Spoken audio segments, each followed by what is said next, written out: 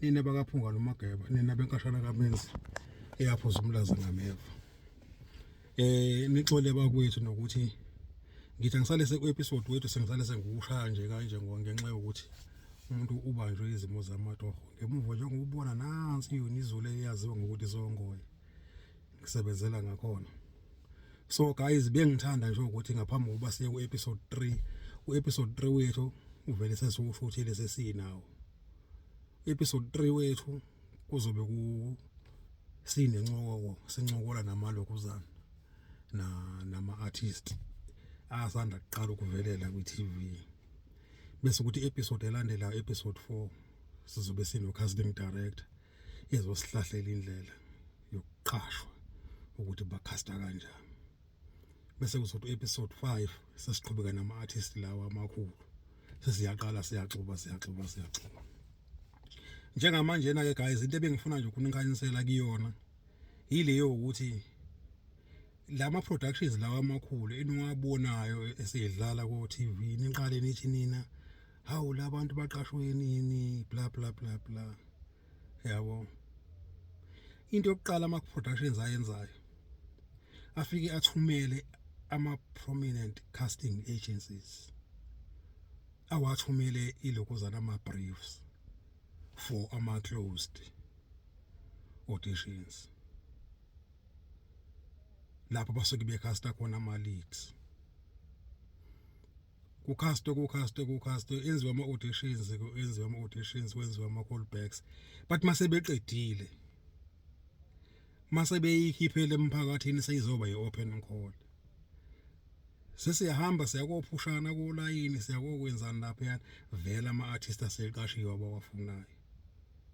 But ukuya kulawo ma-auditions into ekusiza ngayo kusiza ngokuthi usukuma records abo uba kwi-database yabo yokuthi mase beqhamuka ama-bid part bayakwazi ukubuyela kwi-agency yakho ukuthi lo muntu lo usakhona sisangamthola kanjalo.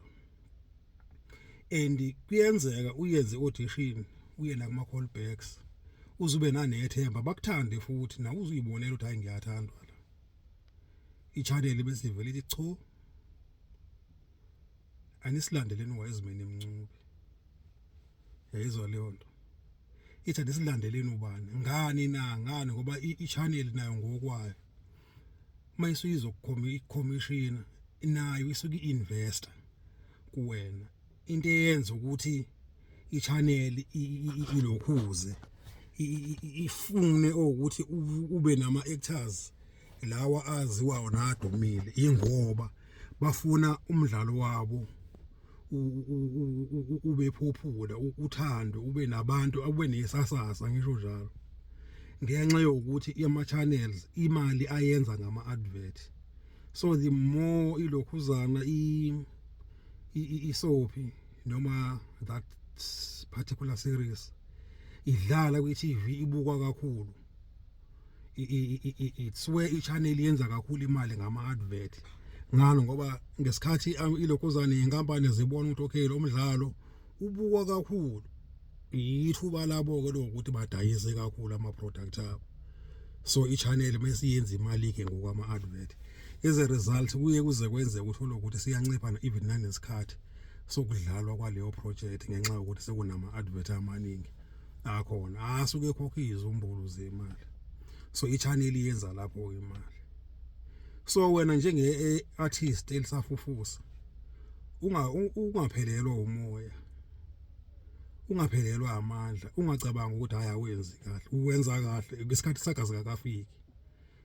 Kusayoba khona nawe la uzoqhamuka khona uthakwe nezinye izinkakha bese uyavelela ke nawe uqale lapho waziwa.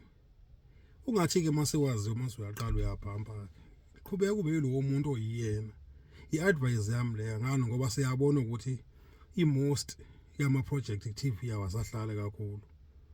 Uzothi usathi usabhampa ubhampela abantu ikhanselwe le show yakho sebiya kubona abantu sugibela nabe emateksini la bayakubona abantu busy lapha na ucomment kuma group emsebenzi lapha uzofuna imisebenzi ema call center kanti manje kade ubhampa yabo.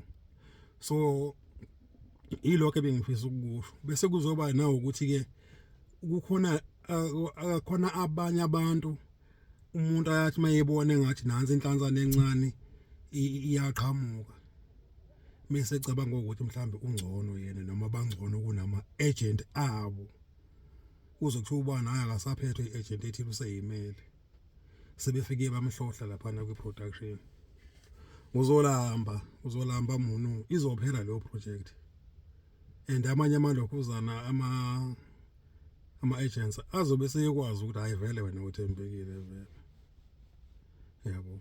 So yayilokho into engingayisho ukuthi ke futhi if uya kwi audition enza sure ukuthi umuntu opracticeayo oprepareayo ngani ngoba yazi umuntu ongekho prepared umbone ngena ngomnyango ukuthi lo muntu akekho prepared noma ngayifitha kanjani ibrief but umbone ngene lo muntu lo ayakekho prepared yabo. So yeah ilokho nje engingakusho bafowethu.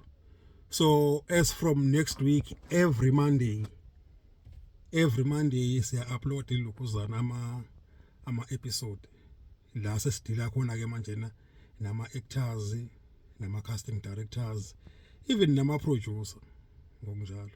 So if ukuthi umuntu uyafuna naye simi invite kulolu hlelo lwethu angangifonela ku 082 639 8931 or else email ukuthi icapodcast320@gmail.com.